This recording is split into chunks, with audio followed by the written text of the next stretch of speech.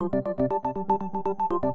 new report by human rights group Amnesty International is calling on the United States government to investigate civilian deaths from CIA drone strikes in Pakistan and Yemen. The human rights group's report, titled "Will I Be Next?", provides tragic new details about the dozens of alleged civilian victims of the strikes, including the story of a 68-year-old woman who was reportedly killed by a U.S. drone last year while she was picking vegetables with her grandchildren. Amnesty International says it examined 9 out of 45 recent attacks and found many of those who lost their lives to the strikes were unarmed and had no connection to militant groups. President Obama said during a speech in May the U.S. doesn't use drone strikes to attack military targets unless there is near certainty that no civilians will be killed or injured. But Amnesty International says the government is so secretive about the strikes, it's difficult to determine what steps it takes to prevent civilian casualties. So Amnesty International now says it is seriously concerned that these and other strikes have resulted in unlawful killings that may constitute extrajudicial executions or war crimes. And the organization is now calling on the U.S. government to investigate the killings mentioned in the report